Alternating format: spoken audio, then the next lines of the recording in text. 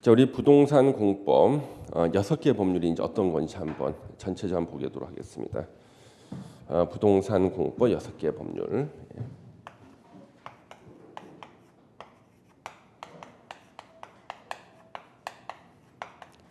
자, 우리 부동산 공법은 118개라 그랬죠. 그 중에서 우리 중개사가 꼭 필요한 거 6개.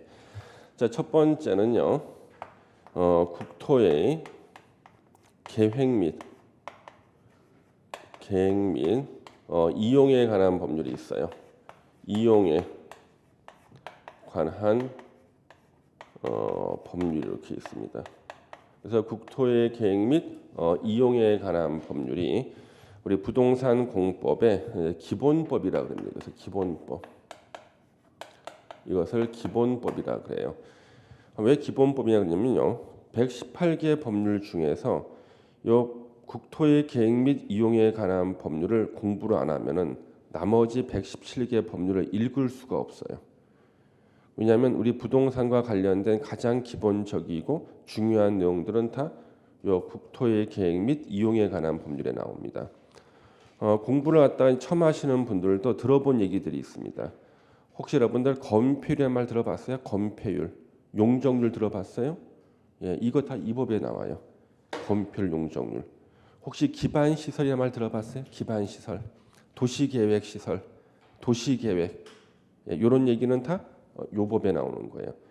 그래서 우리가 가장 많이 쓰는 것들, 다른 법에서도 다 공통적으로 쓰는 것들은 다 요 국토의 계획 및 이용에 관한 법률에 나오는데 이 중간에 이 밑자가 들어가 있잖아요. 그래가지고 이 법이요 너무 길어요. 제목이 한 2번만 이렇게 연속으로 읽으면 숨이 찹니다. 그래서 약어라는 제도를 나라에서 도입했어요. 이 법의 약어가 국토계획법입니다. 그래서 앞으로 우리 국토계획법이라 부를 거예요. 약어가 국토계획법입니다. 그래서 국토계획법은 우리 부동산 공법의 기본법. 이 법이 가장 중요해요. 시험에도 가장 많이 나옵니다. 시험에 이게 12문제가 나옵니다. 40문제 중에 12문제가 여기서 나옵니다. 12문제. 그래서 시험에도 가장 많이 나오고 이것이 중요하다. 12문제. 그래서 여러분들이 앞으로 한 내년 2월 달까지는요. 공부 시간의 절반 정도, 공법 강의 시간의 절반 정도를 저는 이 법을 가르칠 거예요. 이제 왜냐하면 이 법을 갖다 어느 정도 마스터하고 나면요. 나머지 5개의 법률은요. 좀 더 쉬워져요. 그래서 문제는 12문제가 나오지만 전체 공부량은 내년 2월 달까지는 절반 정도를 이걸 공부하셔야 됩니다. 그러면 다른 법들도 쉬워져요. 왜? 다른 법이 또 나와. 여기서 나왔던 게 다른 법에서 또 나와버리는 거예요. 계속 똑같은 얘기가. 그다음에 이제 두 번째로 공부할 법이 도시개발법이라는 법이 있습니다. 자, 도시개발법은 도시개발 사업할 때 쓰는 법이 도시개발법이에요. 여러분들이 아는 도시개발 사업의 대표적인 게 우리 용산 역세권 개발 사업이라 있었거든요. 이제 용산 개발하다 실패했죠. 그때 우리 용산 개발할 때 쓴 법이 바로 요 도시개발법이에요. 용산 개발할 때 쓴 법, 도시개발법. 그래서 우리 용산 원래 역세권 개발 사업은요. 용산역 주변에 좀 남는 땅이 있었어요. 놀고 있는 땅. 거기다가 건물 한 2개 정도 짓는 사업이 원래 용산 역세권 개발 사업이었거든요. 근데 갑자기 그 전임 시장께서 사업을 크게 만들어 버린 겁니다. 옆에 서부 이촌동을 포함시켜 가지고 초고층 빌딩을 한 60개 이상 짓는 사업으로 키워버렸어요. 이른바 한강 르네상스 사업이다 그래가지고요. 그래서 그 계획에 따르면은 용산역 앞에 선착장을 만들어요. 거기서 배를 타고요 중국까지 가는 거예요. 그러니까 이게 성공했으면은 서울이 호주의 시드니를 능가하는 수변 도시가 되는 그런 건데 물론 실패했습니다. 수용 보상금만 60조 원이 나가는 사업이라 가지고 실패했죠. 그때 그 사업을 했던 법이 바로 요 도시개발법이에요. 그래서 예전에 그 용산 사업이 실패하기 전까지는요 진행되고 있을 때는 수업 시간에 제가 주로 용산을 갖고 도시개발법을 사례를 들어서 공부를 했어요. 시험 문제도 용산에서 문제가 된 내용이 시험 문제 나오는 거였어요. 이제는 저 중단됐잖아요. 그러면 현재 도시개발 사업을 가장 활발하게 하고 있는 곳이 경기도 용인시예요. 그래서 이제는 용인시 사례를 가지고 제가 저 도시개발법을 강의를 할 거예요. 용인 가지고. 그리고 용인에서 이제 도시개발 사업할 때 문제가 됐던 것들이 우리 또 시험에 나온다는 거예요. 그래서 도시개발법은 6문제가 시험에 나와요. 6문제 시험 나오고, 우리 세 번째로 공부하는 법이요, 도시 및 주거환경 정비법입니다. 주거환경 정비법이에요. 자, 이 도시 및 주거환경 정비법은 우리 재개발 재건축할 때 쓰는 법이요, 도시 및 주거환경 정비법입니다. 재개발 재건축할 때 쓰는 법이에요. 그 도시 및 주거환경 정비법을 공부할 때 많은 분들이 이제요, 공부하는 보람을 막 느끼는 거예요. 왜? 아니, 항상 뉴스에서 재개발 재건축 얘기는 들었는데 저게 무슨 말인지 잘 몰랐다가 이제는 이걸 공부하고 나면은 뉴스가 귀에 들어오기 시작해요. 뉴스가 무슨 말인지 알아듣기 시작하는 거예요. 예. 그래서 전에는 아무리 뉴스를 들어도 무슨 말인지 이해가 안 됐지만 이해가 되는 시기가 바로 요 법을 공부했을 때입니다. 중간에 밑자가 들어가죠. 역시 길어요. 그래서 공식적인 약어가 도시정비법이라 부르고요. 저는 그냥 편의상 그냥 앞으로 정비법이라 부를 겁니다. 주로 재개발, 재건축할 때 쓰는 거고요. 저 법을 공부할 때는 제가 재건축이나 재개발했던 거 있거든요.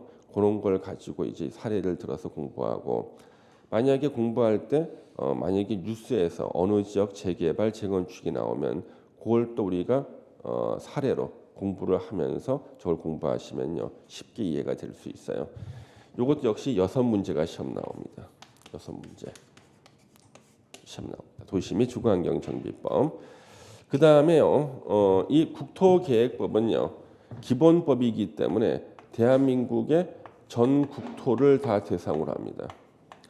대한민국의 전 국토를 대상으로 하는 건데요. 여기 우리 도시개발법하고 도시 및 주거환경 정비법은 주로 도시를 대상으로 하는 겁니다. 주로 도시를 대상으로 하는 거죠. 그래서 우리 도시 중에서 도시를 대상으로 하는 법이 굉장히 많습니다. 그 중에서 없는 신도시를 만들 때 도시개발법으로 만들고요. 그 다음에 도시가 몇십 년 지나면 낡잖아요. 낡은 도시를 새롭게 만들 때 쓰는 법이 저 정비법인 거예요. 신도시 만들 때 쓰는 법 도시개발법. 도시가 낡았을 때 도시를 새롭게 만드는 법 정비법.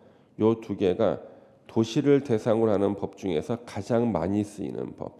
시험 범위로 두 개 법을 뽑았고요. 우리 부동산의 뜻이 뭐라 그랬죠? 토지와 건축물. 그럼 이제 부동산 공법이니까 건축물에 대한 것이 필요해요. 건축물을 대상으로 하는 법이 필요하다.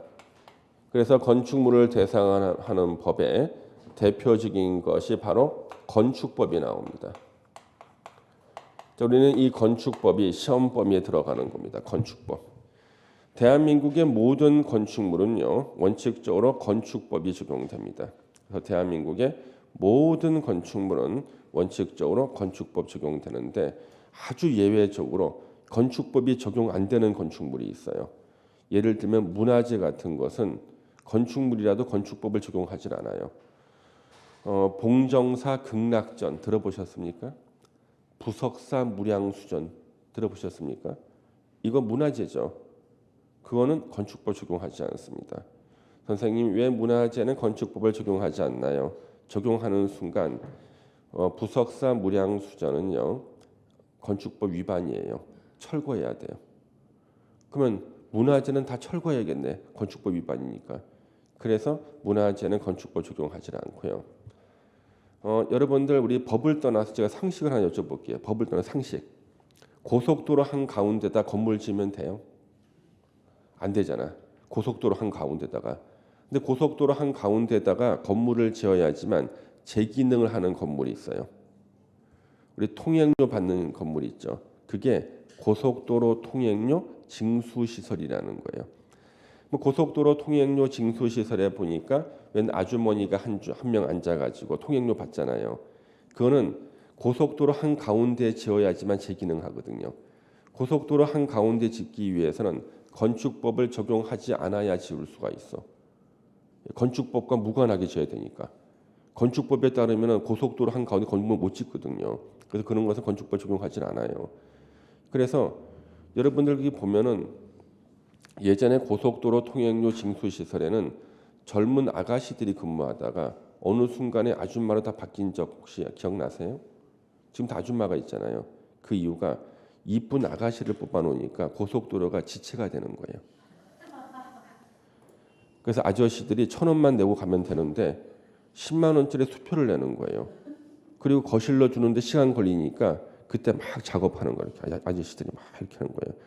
그래서 그쪽으로 고속도로가 막 밀려요. 지체가 돼요. 그래서 이제 그걸 관리하는 데가 한국도로공사니까 도로공사 결단을 내렸어요. 아무도 관심을 갖지 않을 만한 아줌마들로 이렇게 교체를 했습니다.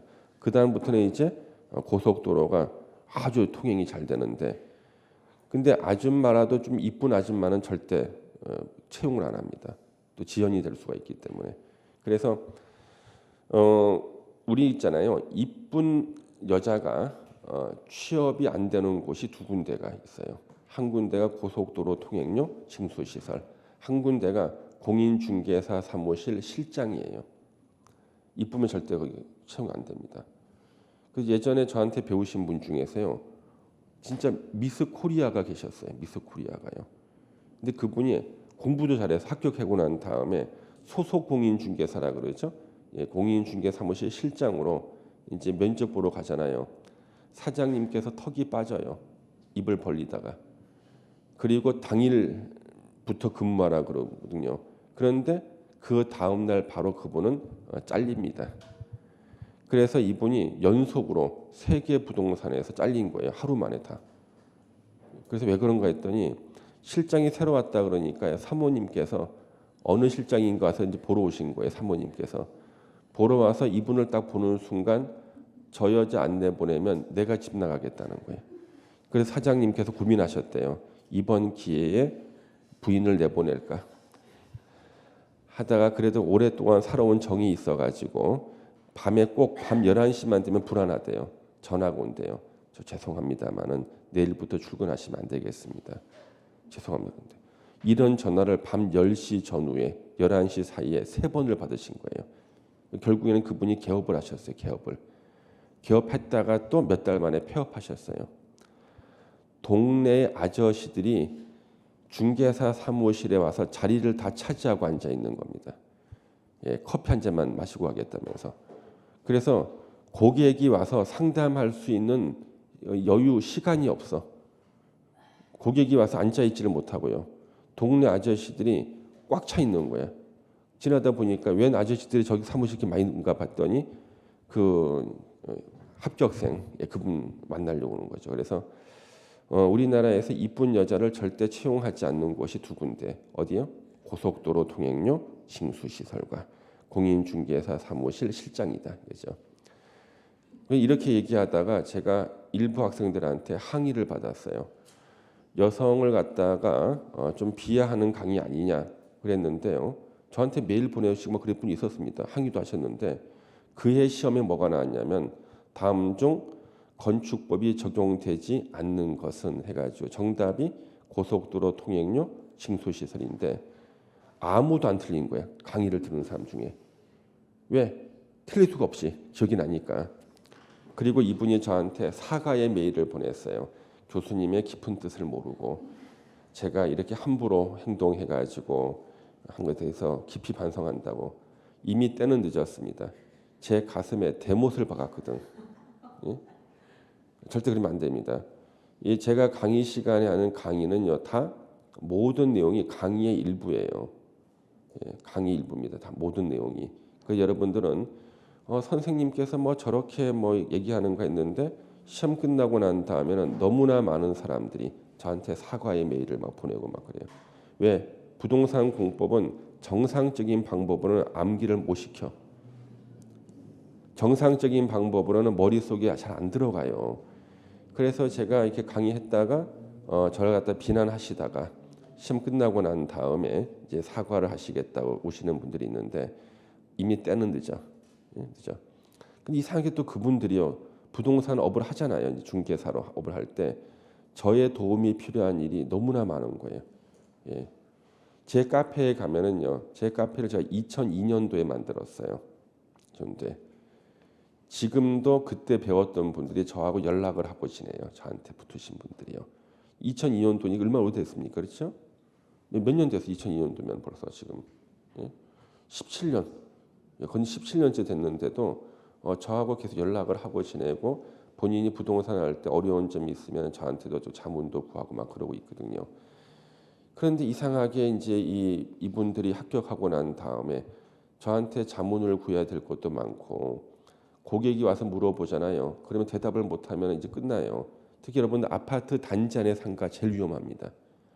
아파트 단지 2,000세대의 커뮤니티가 있어. 카페가 이렇게 있는데 오늘 제가 우리 아파트 단지에 있는 무슨 부동산에 가서 뭘 물어봤는데 공인중개사가 대답을 못 해주더라 하면서 이 사람 시험 붙은 사람인지 모르겠어요. 우리 아파트 단지 주민 여러분 어느 부동산 가서 상담 받을 때는 조심하시기 바랍니다. 아는 게 없어요 그러는 거예요. 그러니까 이것 때문에 단지 내 상가의 부동산은요 폐업하는 일이 굉장히 많아요. 예, 그래서 질문을 하잖아요. 그러면 잠시 화장실 갔다 오겠다고 나와가지고 저한테 카톡을 보내요. 교수님 이거 어떻게 대답하면 됩니까? 그러면 마침 제가 시간이 있었을 때는 제가 이렇게 해줘요. 어떻게 대답하라고. 예. 작년 같은 데는 제가 가르쳤던 분이요 합격하셨는데 바로 개업하시는 거예요. 마침 그날 시간이 있어가지고 제가 일단 먼저 화분을 보냈어요. 축하 화분. 1년에 제가 한 20개 정도 보내요. 화분 보내고 제가 개업식에 갔어요. 저는 개업식에 가면은 항상 제가 웬만하면 그날 하루 종일 제가 앉아 있어요. 시간 있을 때는요. 앉으면은 그 머릿고기 눌린 거 있거든. 그거 하고 막걸리 갖다 주셔요. 우리 또 합격생, 우리 또 제자께서요. 그거 먹으면서 제가 계속 앉아 있거든요. 그러면 제가 예상대로 꼭 문을 열고 질문하러 오시는 분들이 있어요. 그분 누구냐 그러면요. 그 지역의 기존의 부동산한테 뭘 물어봤을 때 시원한 대답을 못 들었던 분들이에요. 이제 새 부동산이 오픈했다고 하고 앞에 돼 있잖아요. 개업식 하고 있잖아요. 그러면 새로 생긴 저 부동산 혹시나 알지 모를까 싶어서 문을 열고 들어오는 거예요. 그래서 항상 개업식 때는요. 진짜 노련한 사람이 와서 앉아 있어 줘야 돼요. 그날이 가장 어려운 질문을 받는 날이에요. 기존 부동산들이 대답 못하는 겁니다. 그래서 제가 이렇게 앉아 있는데 아니나 다를까 그때 한 작년에 그렇게 오픈할 때 갔더니 한 5-6분 정도가 아주 난해한 질문 하나 들어오시는 거예요. 동네 주민들이에요. 들어왔을 때 제가 대답을 딱 하는 겁니다. 옆에서 다 설명을 다 해줬어요. 그랬더니 아니 세상에 어떻게 이런 걸 다 아시냐는 거예요. 저보고 뭐 하시는 분이냐. 이 부동산 저 실장입니다. 그래서 이걸 어떻게 다 하셨냐는 거예요. 이런 것을 우리 사장님한테 배웠습니다. 그러면 실장이 이 정도면은 사장님은 어느 정도일까? 되게 감이 잡히지 않습니까? 야 이제는 우리 능력 있는 공인중개사가 우리 지역에 이제는 개업을 했다는 거예요. 그래서 오시는 분들마다 제가 상담을 다 해드리고 설명 다 해드리고 중요한 것은 제가 받아 적으세요 하고 불러주고 받아 적어가는 거예요. 받아 적은 다음에 그분이 나중에 법조문을 찾아보니까 글자가 한 글자도 안 틀려. 한 페이지를 받아 적었는데 감동받는 거예요. 이거 어디서 배우셨습니까? 우리 사장님한테 배웠습니다. 예. 우리 합격생 얼굴이 벌개집니다. 제가 이제 가려고 그러니까 저 교수님 혹시나 교수님 안 계실 때 저분이 다시 와서 물으면 어떻게 하죠? 그래서 입을 다물라 그랬습니다. 1절 언급하지 말고 그러면 내가 일을 맡겨야지만 전속 중개 일을 맡겨야지만 상담을 해주는가 보다. 함부로 입을 열지 않는구나. 이렇게 생각할 거다. 절대로 입 열면은 탄로나니까. 그리고 그분이요. 이제 밤을 새서 공부하는 거예요. 중개사 공부할 때도 밤을 새서 공부 안 했는데 이제 본인은 어떻게 하든지 그 지역 주민들의 눈높이에 맞춰줘야 돼. 예? 원하는 대로. 그때부터 이제 공부가 본격적으로 시작이 되는 겁니다. 더 많이 공부하시더라고요. 그래서 지금 저한테 이제 수업 들었던 분들이 제 카페를 중심으로 해서 한 10,000 몇천 명 정도가 이렇게 계시고요. 이분들 저하고 계속 다 연락하시고 그래서 제 중개사 강의를 했던 좋은 게 전국에 수많은 제자들이 있고요. 제가 이제 분양 같은 컨설팅 같은 거 받아도 이분들한테 일거리 제가 나눠드리고 막 그래요. 그러니까 이 공포 선생은 학원에서만 끝나는 것이 아닌데 그 사실을 미처 모르고 나의 가슴에 대못을 받는 사람들이 있습니다. 예.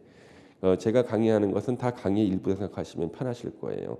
그래서 우리 재밌는 얘기다 생각하면 안 까먹잖아요, 그렇죠? 예, 그렇게 공부하시면 돼요. 이 건축법이요 양이 엄청나게 많아. 그리고 건축을 좀 해보신 우리 아저씨들은 좀 이해가 쉬운데 우리 누님들은요 생전 건축 안 해봤잖아요. 너무 낯설어. 근데 시험을 보면은 누님들이 더 잘 봐요. 왜? 하얀 백지 상태에서 원칙대로 공부하시는 분들이 더 잘 되고 제가 제일 싫어하시는 분들이 있습니다. 건축법 관련해 전 질문할 때요. 절대 쓰면 안 되는 단어들이 있어요. 선생님, 제가 공구리를 쳐야 되는데요. 안 돼 이거. 공구리, 보루, 시보루, 아시바 절대 안 되는 거. 법적인 용어로만 저한테 질문하시고 현장에서 쓰시는 일본 용어를 저한테 물으면 절대 안 됩니다. 아셨죠? 시험에는 우리 법에 있는 용어들이 나오고 절대 공구리, 데모도, 아시바, 보루, 시보리 이거 절대 안 나오는 시험에. 요거 7문제 나옵니다. 7문제. 7문제. 이것만 공부해도 엄청나게 여러분들이 또 뿌듯할 거예요. 이제 건물을 눈으로 볼 때 뭔가 느낌이 막 오거든. 7문제. 그 다음에 우리 건축물 중에서 가장 중요한 건축물이 있어요. 이게 주택입니다. 자, 주택에 대한 모든 것이 나오는 게 주택법입니다. 주택법이에요. 혹시 여러분들 중에서 아파트 사시는 분 계세요? 아파트 사세요? 어느 아파트 사세요? 근처 아파트. 아파트면 근처입니다. 근데 그 아파트 입구에 보면은 단지 안내도가 있죠. 그 단지 안내도는 왜 있는 거예요? 위치를 알려주려고 주택법에서 규정해 놔서 하는 거예요. 주택법에서 단지 안내도 만들어 놔서 하는 거예요. 그 아파트 단지 안에 보면 운동하는 운동시설이 있죠. 그거 왜 만들어 놓은 거예요? 주택법에서. 보니까 아파트 단지 안에 관리소장님 계시죠. 왜 계시는 거예요? 주택법에서. 하여튼 아파트 단지 안에 여러분 눈에 보이는 것들은 다 주택법에서. 그 다음에 텔레비 뉴스의 70%는 주택법이에요. 투기 과열지구 주택법, 전매 금지 주택법, 조정 대상 지역 주택법, 주상복합 아파트 주택법, 국민주택 주택법. 하여튼 뉴스에서 나오는 것의 70%는 주택법에 관련된 뉴스입니다. 그리고 가장 개정이 많이 되는 게 주택법. 1년에 한 10번 정도 바뀌어요. 10번 정도. 그래서 예전에는 2년 전에 기록을 세웠어요. 주택법이요. 하루에 4번 바뀌었어. 하루에. 당일날 4번 바뀌었다니까. 하루에. 그래서 오전에 강의를 하고 난 다음에 저녁 때 강의하는데 오전하고 저녁이 강의 내용이 바뀌었어요. 왜? 점심 때 바뀌었거든. 이 주택법입니다. 그래서 참 미리 말씀드립니다만 주택법은요. 개정이 끝나거나 개정이 안 되는 부분만 제가 먼저 가르쳐요. 3월 달 정도는요. 그 다음에 주택법 중에서 7, 8월 달 있죠. 여름 지나서 가을에 바뀌는 부분도 많아요. 거기는 가을에만 가르쳐요. 제가 일부러 빼놓는 거예요. 그래서 제가 주택법은 7, 8월 달 정도까지 갔었을 때 거의 다 가르치고 주택법은요. 봄까지는요. 봄철 이사철이 있거든요. 봄철까지는 제가 안 가르치는 부분들이 있어요. 왜 안 가르치냐 그러면 안 돼요. 왜? 곧 개정될 부분들이기 때문에 공부하고 겨우 집어넣어놨는데 이걸 다 허물고 새로 지어야 돼 머릿속에다가. 그래서 공부도 안 가르치는 것도 있습니다. 요거 7문제 나옵니다. 7문제 주택법.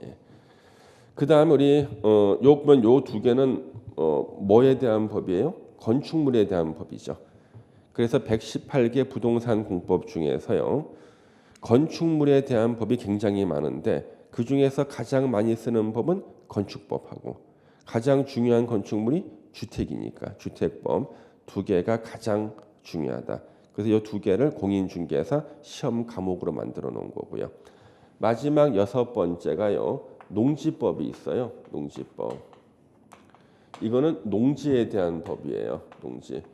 우리 공인중개사가요. 농지 중개를 많이 하거든요. 농지도 중개하는데 농지를 중개하기에 농지법을 알아야겠죠. 그래서 전국에 개발되지 않은 땅의 대표가 농지하고 산지인데요. 농지를 대상으로 하는 농지법을 시험 범위에 넣은 거예요. 그럼 이 농지법은요. 시험 문제가 두 문제가 나와요.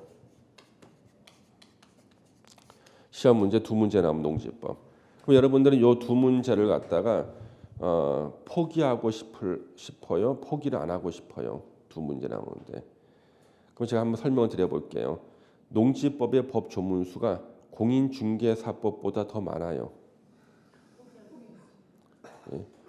공인중개사법이 농지법보다 법 조문수가 적은데 40문제가 나오고 농지법은 훨씬 더 많아요. 공인중개사법보다. 그런데 두 문제가 나와. 그러면 우리 부동산 공법이 분량이 어느 정도인지 대충 감이 잡히시죠. 농지법 같이 법조문수가 많은 그 큰 법이 두 문제 나오는 거야. 두 문제. 그래서 많은 수험생들이 포기하려고 그래요. 포기하려고.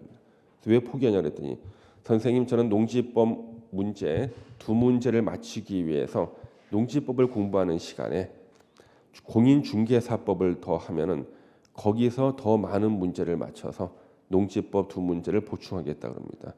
그 제가 그러지 말라 그럽니다. 농지법을 그러면 따로 공부하지 말고 수업 시간에 수업만 잘 들어라. 그러면 두 개를 다 맞힐 수 있다는 겁니다. 제가 찍어서 가르쳐요. 시험 나올 것을 농지법에. 그 찍어 딱 가르치면은 그것만 딱 공부하면 되는데 또 이런 분들이 있죠. 탐구심이 생겨서 아까 5점에 해당되는 부분이 바로 그쪽 부분이에요. 파고들어 농지법을요. 아무리 1년 내내 파고들어도 두 문제밖에 못 맞히는 부분이에요. 두 개 나오니까 여기요. 그래서 제가 그래요. 제가 찍어서 가르쳐주는 부분에 농지법만 공부하시고 더 공부하고 싶을 때는요. 본인 농지에 관심이 많대. 합격 후에 공부하면 돼. 꼭 그런 분들이 합격 후에 공부 안 하더라니까. 합격 후에는요. 그래서 농지법 두 문제는요. 제가 가르치면 하시면 충분하기 때문에 수업 시간에만 잘 들으시면 되고요. 저는 농지법 30분 만에 진도 끝냅니다. 네. 그러면 농지법을 30분 만에 진도를 끝낸다는 것은 중개법은 20분 만에 진도를 끝내는 게 맞아. 제 소원이 뭐냐면 농지법을 2달 강의해 보는 거예요. 농지법보다 분량이 적은 중개사법을 중개사 선생님이 세상에 2달간 강의를 해. 그러면 저도 농지법이 있죠. 저도 2달간 강의할 수 있어요. 그 정도로 공부할 양이 많아요. 제 소원이 그거예요. 농지법을 2달 강의해 보는 거. 그럼 농지법 2달 강의한다 그러면은 국토계획법은 한 2년 강의해야 돼. 그 정도 분량입니다. 공부 분량이. 그래서 제가 올해도 우리 여러분들 시험 보시면 농지법 2개 다 마치고 돌아오셨어요. 다 학생들. 제가 찍어주고 다 나왔고 그 다음에 제가 항상 마지막에 학생들한테 또 말씀드리는 게 있어요. 농지법 두 문제 중에 한 문제는 정답이 5번이에요. 농지법 두 문제 중에 하나는 정답이 5번이다. 단 15년간 3번 빼놓고 15년간 중에 12년이 농지법 문제 2개 중에 하나는 정답이 5번이라고. 그래서 두 문제 중에 한 문제는 쉬워서 실력 풀었어. 한 문제 정답이 뭔지 모르겠는데 갑자기 하늘에서 공법 선생님의 목소리가 들리더래요. 정답은 5번이야. 그래서 5번 찍었더니 2개 다 맞히고 돌아온 거고요. 그래서 공부를 아예 안 하는 사람도 한 문제씩은 맞히고 돌아왔어요. 예. 절대 포기하면 안 되죠. 그 합격하고 나서 봤더니 카트라인이 걸려서 붙었는데 농지법 포기했으면 떨어질 사람들입니다. 그래서 요거는 제가 정리해 드리는 것을 공부하시면 충분하다. 그렇죠? 자, 이게 총 40문제고요. 6개 법률. 그러면 왜 부동산 공법 118개 중에 6개를 뽑았는가? 부동산 공법의 기본법, 국토계획법, 도시를 대상으로 하는 법 2개, 건축물을 대상으로 하는 거 2개. 그 다음에 중개사가 중개를 많이 하는 대상 중에 하나가 농지.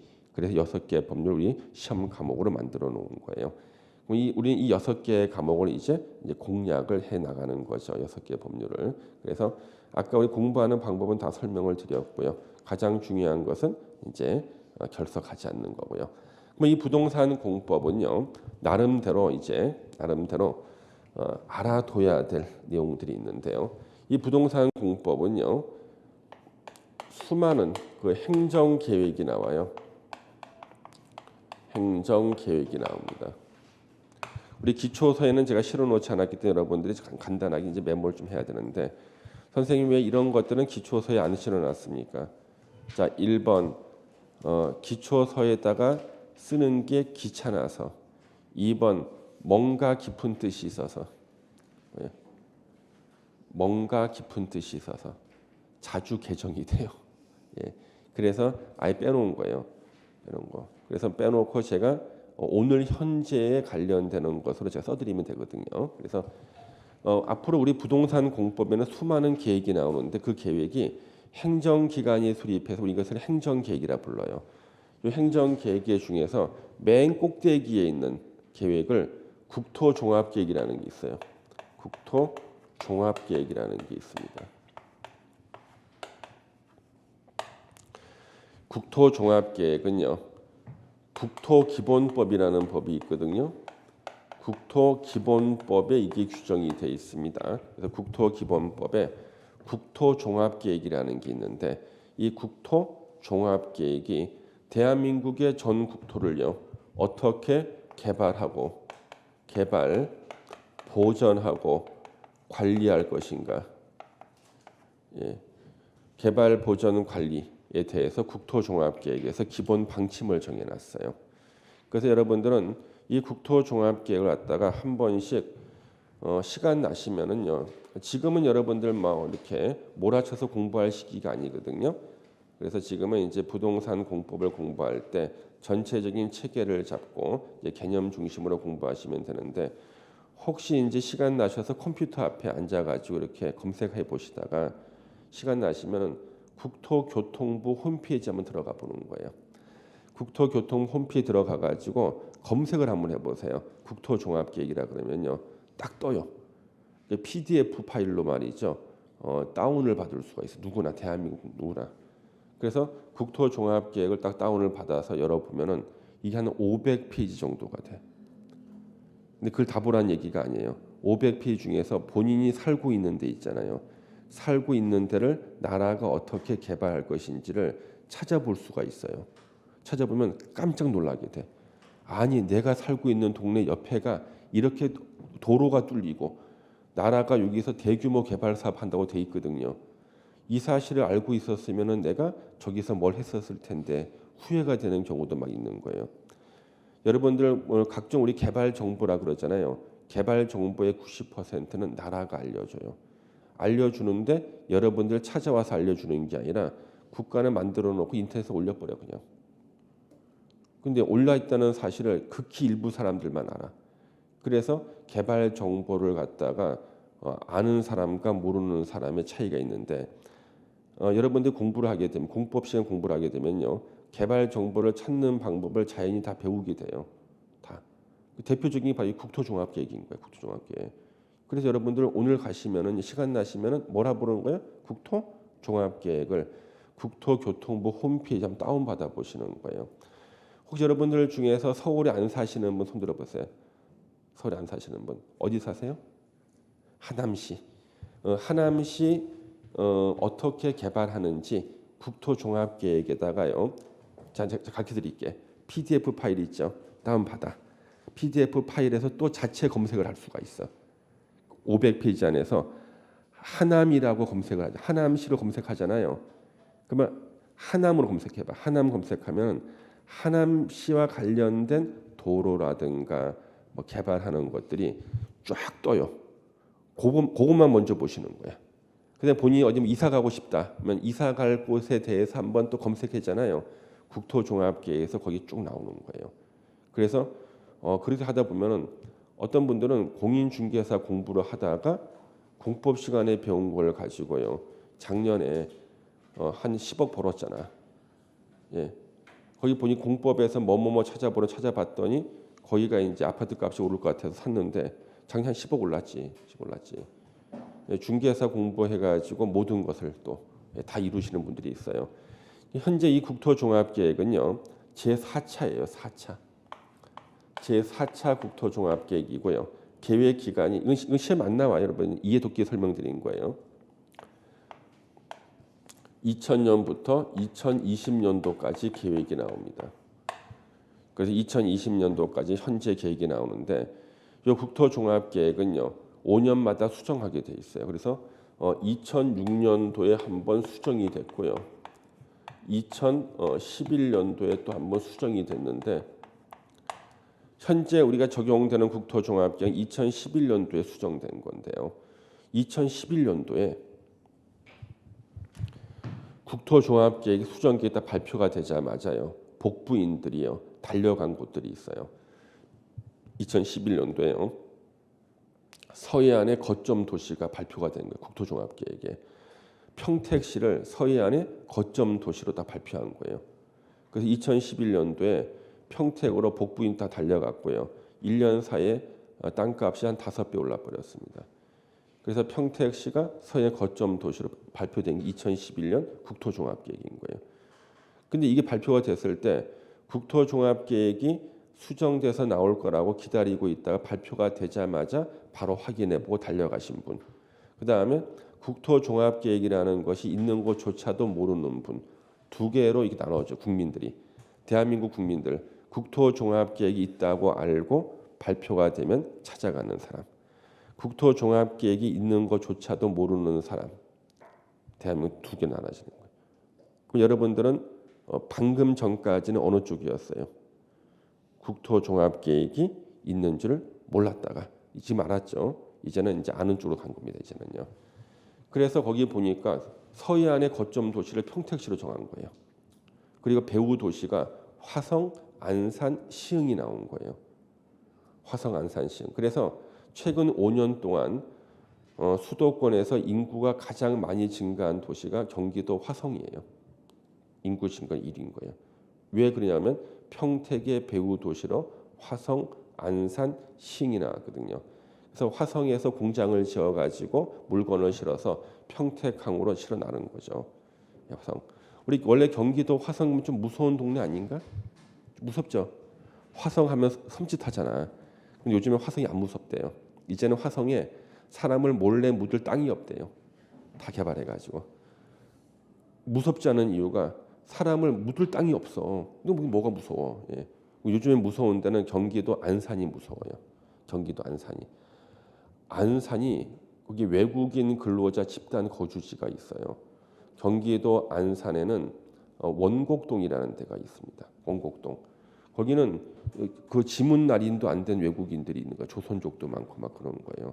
거기서 우리 부동산 아시는 제 제자들이 있어요. 중개사. 예. 근데 거기는 제일 잘 되는 게 원룸이에요. 원룸. 근데 원룸을 선불을 받아 월세를. 왜?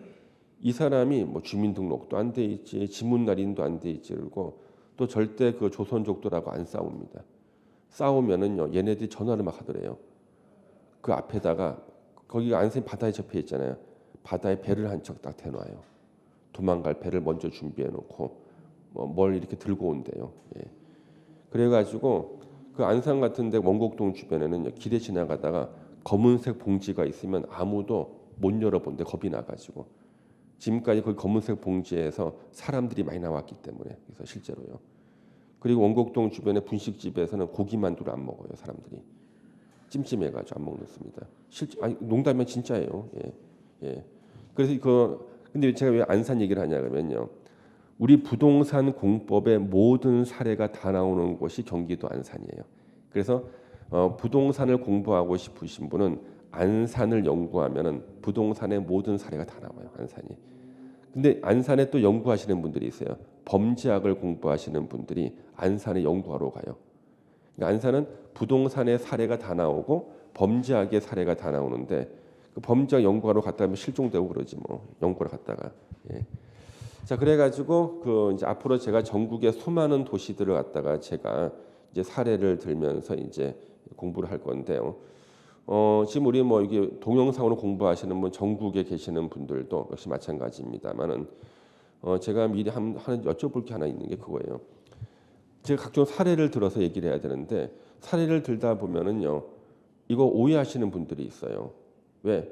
내가 살고 있는 이 도시가 얼마나 좋은 도시인데 왜 이것을 나쁘게 얘기하냐? 나쁘게 얘기하는 게 아니라 사례를 들어서 얘기하는 거잖아요. 예, 그래서 예전에 제가 강의할 때 여러분 우리 군사 도시는 집값이 오릅니까? 안 오릅니까? 안 오르잖아요. 그래서 군부대가 많은 군사 도시는 집값이 오르지 않습니다. 그랬더니요. 수업 시간에 아저씨 한 분이 벌떡 일어나서 저한테 항의를 하는 거예요. 군인들이 뭘 잘못했다고 군인들을 나쁘게 얘기하냐는 거예요. 그분이 한 달 전에 전역하신 육군 원사 출신인 겁니다. 잘 이해를 못 하신 거예요. 예, 한 달 전에 전역하셨어요. 예, 30 몇 년 군 생활하시고 전역하신 분인데 군인들이 뭘 잘못했다고 막 그러냐고 흥분하시는 겁니다. 그러면 군사 도시는 집값이 오른다고 강의해야 되나? 그건 아니지 않습니까? 그렇죠? 예, 그래서 제가 강의 시간은 건 다 이제 강의의 한 일부니까 오해하시면 안 되는데 그래서 그다음부터 이제 어떻게 강의했냐 그러면 어느 도시를 얘기 못 하고 그냥 A라는 도시,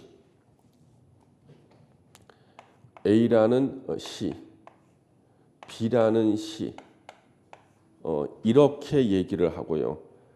갑이라는 직업을 가진 자 이렇게 강의라는 거예요. 그러면 제가 이렇게 하면 좋을까 여러분들은 평택시, 화성시에 A라는 갑이라는 직업이 아니라 공인중개사 이렇게 강의할까? 예. 자, 1번 실명으로 강의를 하는 게 좋겠다. 2번 이니셜로 하는 게 좋겠다. 어느 쪽이 좋을까 여러분요? 예. 실명으로 강의하는 게 좋을까? 이니셜이 좋을까요? 다음 주에 제가 다시 한번 물어볼 테니까 곰곰이 생각해서 다음 주에 대답해 주세요. 예. 원하시는 대로 저 강의할 수가 있거든요. 그래서 이 강의가 너무 힘들어요 요즘에는요. 잘못하면은 뭐 이제 또 명예훼손이다 막 그러고 막 그래가지고 예전에 그 전국에서 이 국토종합계획이 발표가 될 때 보면은요. 국토종합계획 이런 얘기 나와요. 어느 시는 어떠서 이렇게 하겠다 그러면 또 흥분하시는 분들이 있어요. 막 그러는데 자, 국토종합계획이 2011년도에 이제 수정이 될 때 발표됐어요. 서해안의 거점 도시 평택시 배후가 화성, 안산, 시흥인데요. 계속 부동산이 올랐겠죠, 그렇죠? 평택에서부터 밑으로 쭉 내려와서 새만금까지가요. 서해안 축이 된 거예요. 새만금까지가. 그래서 여러분 새만금하고 언제 유명해졌냐? 2011년도부터인 거예요. 그럼 우리 공인중개사 공부하면서 이것을 배웠던 분들은 주변에 누가 물어보는 거예요. 저 새만금 쪽이나 그쪽 어디냐? 그쪽이 앞으로 국가가 계속 개발하는 곳이에요. 내가 뭘 투자하려고 하는데 그러면요 평택, 화성, 안산, 시흥 쪽이 그래도 낫습니다. 이렇게 설명해 줄 수 있잖아요. 그래서 부동산 하실 때도 고객이 왔었을 때도 지도를 딱 꺼내놓고 설명해 주는 거예요. 아주 공신력이 하는 거죠. 그 다음에 2011년도에요. 동해안 에너지 관광 벨트라는 걸 또 발표했어요. 동해안을 관광의 중심으로 만들겠다. 동해안을 갖다가. 그래가지고 서울에서 동해안 쪽으로 가는 KTX를 뚫겠다고 2011년도. 그래서 서울 양양 고속도로를 뚫겠다고 국토중에 나온 거예요. 그 사람들은 아니 언제 양양 고속도로를 뚫었지? 2011년도에 발표됐어요, 그냥 국토종합계획에서. 이때 이걸 보신 분들은 앞으로 그쪽 고속 뚫리겠구나 해서 미리 다 대비를 하고 계셨고 뚫리고 난 다음에 개통시켰다는 뉴스를 보고 처음 아신 분들도 계시고 그래요.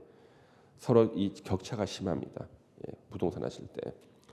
그래서 지금요 동해안 쪽이요 관광 인프라가 엄청 늘어나서 동해안 쪽이에요. 국토종합계획 때문에. 그래서 3년 전에요. 그 외국인 관광객 수에 대한 통계가 나와 있어요. 3년 전 통계 봤더니 제가 그 퀴즈 한번 내볼게요. 3년 전 기준으로 대한민국이 외국인 관광객이 더 많이 들어왔을까? 스위스가 더 많이 들어왔을까? 어느 쪽일까요? 하나 찍어보세요. 둘 중에 하나. 우리나라가 더 많이 들어왔을까요? 스위스가 더 많이 들어왔을까요? 예? 어느 나라? 둘 중에 하나 찍어보세요. 본인 운에 맡기고 한번. 우리나라일까요? 스위스일까요? 3년 전 통계에서. 예? 눈치가 있어야지. 스위스면 내가 왜 물어보겠어? 스위스면은. 예? 시험이라는 것이 눈치가 있어야 돼. 찍을 때도. 예? 스위스를 갖다가 우리가 7년 전에 따라잡았어요. 7년 전에. 저 깜짝 놀랐습니다. 이거 한국관광공사가 잘못 통계낸 게 아닌가 싶어가지고 외국 사이트를 잘 확인해 봤더니 사실이에요. 똑같아 통계가. 3년 전에 통계에서 이미 우리가 7년 전에 따라잡았어요. 뭐 스위스는요 관광으로 먹고 사는 나라잖아요. 알프스도 있고 하이디도 있잖아. 그런데 이 스위스는요 스위스에서 태어나서 사는 사람들한테는 별로 멋있지 않대요. 매일 봤기 때문에. 우리나라도 저는 볼 게 없거든요. 내가 보기에는 그렇게 볼 게 많다는 거예요. 외국인들은요. 너무 좋아하는 거예요. 그리고 스위스를 7년 전에 따라잡았고 그러면 조금 더 어려운 문제 한번 맞힐게 해드릴게요. 3년 전 통계 기준으로 우리나라가 더 많이 왔을까? 일본이 더 많이 왔을까? 외국인 관광객이. 우리나라 더 많이 왔을까? 일본이 더 많이 왔을까? 맞춰보세요. 3년 전 통계 기준으로. 예. 예? 예, 이제는 눈치가 이제 회복이 됐습니다. 우리나라가 더 많이 왔습니다. 3년 전에. 우리나라가 일본을 한 등 차이로 제꼈어요. 3년 전에. 지금은 물론 일본이 우리나라 훨씬 더 많이 옵니다만은요. 대단하지 않습니까? 일단 3년 전 통계만 해도요. 대단합니다. 이제 마지막 문제. 이제는 나라가 아니라 도시 단위로 서울특별시가 세계 관광객 입국 순위 10등 안에 든다 못 든다. 자, 서울시가 세계 관광에 대한 도시 중심으로 10등 안에 든다 못 든다. 말해보세요. 예? 맞아요. 눈치가 있어. 3년 전 통계 기준 딱 10등이었어요. 10등. 충격적인 사실. 저는 안 믿어지더라고. 왜 10등 안에 들었는데 왜 홍보를 안 했을까? 그러면 당시 3년 전에요. 부동의 1등인 도시가 어느 도시였을까요? 부동 1등인 도시. 프랑스 파리였습니다. 파리가 부동의 1등인 거예요. 세계 관광 1등인 거예요. 자, 그러면 파리 시장은요. 아주 편하게 시장하는 거예요. 세계에서 제일 많은 관광객들이 파리에 와서 돈을 다 쓰고 가거든요. 자, 그러면 파리 시장은 파리 시민들한테 파리가 관광 1등이라는 사실을 적극 홍보하겠습니까? 안 하겠습니까? 절대 안 하죠. 그렇죠? 바보가 아닌 이상. 왜요? 홍보해봤자 파리 시민들은 야 그렇게 떼돈을 벌어가지고 다 어디다 쓰지? 이 생각하거든요. 그럼 여러분들은 제가 의미 밝히겠어요. 서울특별시가 세계 관광도시 10등에 들어왔으면 적극 홍보를 해야 되는데 어디도 홍보를 하지 않아. 단지 외국인들한테 홍보하고 서울 시민들한테는 비밀로 했어. 나도 몰랐으니까. 예. 찾아보는데 결국 알았거든요. 아, 그 이유를 알겠구나.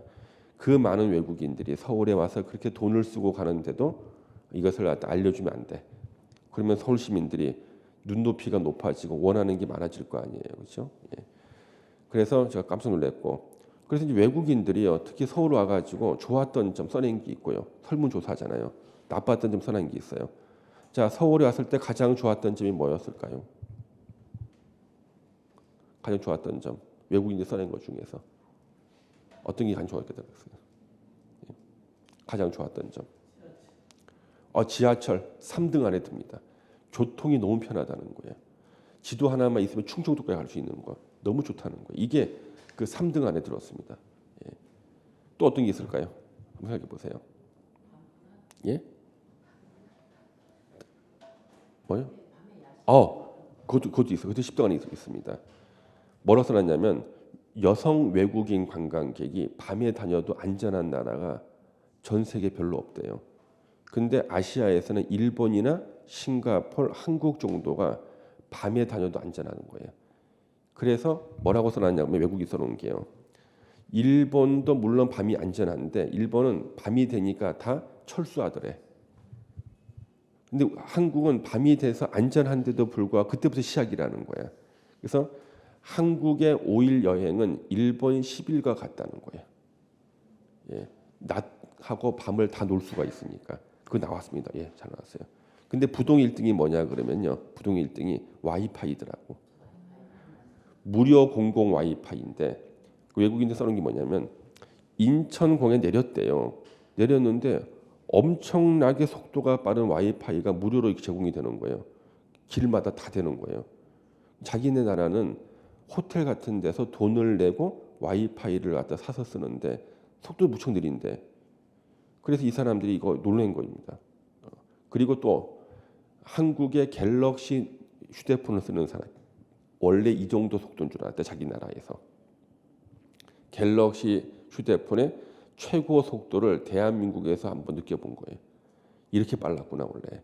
그래서 부동 1위가 무료 와이파이 공공하고요. 그 다음에 화장실, 무료 화장실. 유럽에 있는 사람들은 다 돈을 내고 공공 화장실을 쓰는데 지나가다 보니까 우리나라 화장실에 보여서 동전을 찾았는데 동전을 내는 곳이 없더라는 거예요.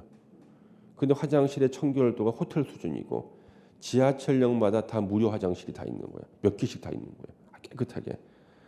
파리에서 살던 사람이 파리의 지하철역이 한 400개 정도가 되는데 화장실이 4개인가가 딱 있대요. 400개 중에 4개만 화장실이. 그중에 3개가 유료라는 거예요, 또. 그러다가 이제 우리 서울 지하철 보고 난 다음에 깜짝 놀래 버리는 거죠. 자, 그러면 이와 같이 된 것이 다 무슨 계획에 따라 된 거라는 거예요? 국토 종합 계획이라는 거예요. 야, 국토 종합 계획 어떤 거에 설명하니 이렇게 오래 걸렸네.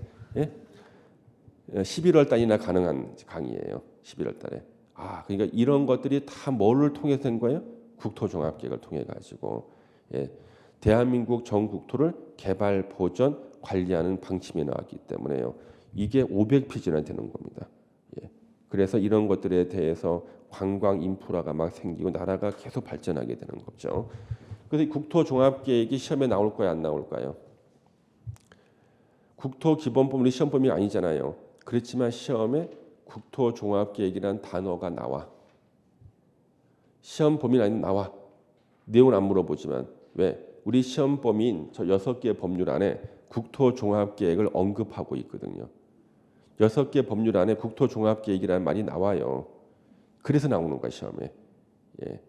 6개 법률에 나옵니다, 이게. 그래서 시험 범위 아니지만 시험 문장에서는 국토 종합 계획이 나온다 보시면 되고요. 자, 일단 이 국토 종합 계획에서 요보다 하위 계획, 더 밑에 있는 계획 중에 광역 도시 계획이라는 게 있습니다. 광역 도시 계획이 있어요. 앞으로 우리 부동산 공법 공부할 때 광역이라는 말이 나오잖아요. 그러면은 항상 2개 이상 도시를 전제로 할 때 광역이라는 말을 씁니다. 그래서 광역 도시 계획은 2개 이상 도시를 묶어서요. 그 도시의 기능하고 역할을 분담시켜 놓은 겁니다. 기능하고 역할을 분담시켜 놨어요. 광역 도시 계획에서요. 참고로 전국에요. 광역 도시 계획이 13개가 수립돼 있어요. 13개. 전국에는 2개 이상 도시를 하나로 묶어서 그 도시의 기능하고 역할을 분담시켜 놓은 광역 도시 계획이 13개나 수립돼 있다. 그러면 여러분들은 다 수도권에 사시죠? 수도권 하면 앞으로 서울, 경기, 인천을 말하는 거예요. 자, 서울, 경기, 인천을 묶고는 광역 도시 계획이 지금 있어요. 제목이 수도권 광역 도시 계획이라 불러요.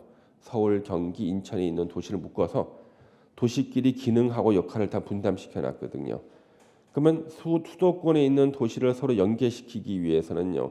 교통망이 갖춰져 있어야 되잖아요. 그래서 만든 게 광역버스예요. 타보셨죠, 광역버스?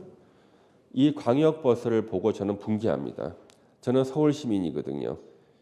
그래서 제가 개인적인 제 개인 사무실이 강남역에 있는데 저기 인천하고요. 경기도에서 오는 광역버스가요. 전용 차선을 타고 강남역까지 아침에 오는 거예요. 이것 때문에 서울 시민 저는 교통체증에 시달리는 거예요. 너무 힘들어. 그러면 왜 광역버스가 경기도하고 인천에서요. 전용 차선을 타고 서울의 한복판인 강남역까지 들어올 수 있느냐? 수도권 광역도시 계획이 나와서 그런 거예요. 그래서 우리 환승제도 있죠. 딱 찍으면 환승하고 나오잖아요. 이게 뭐냐면 광역도시 계획 때문에 그런 거예요. 광역도시 계획. 여러분은 현재 수도권 광역도시 계획 하에서 살고 계십니다. 그러면 광역도시 계획은 도시를 연계시켜야 되니까 제일 중요한 게 교통망이 나와요.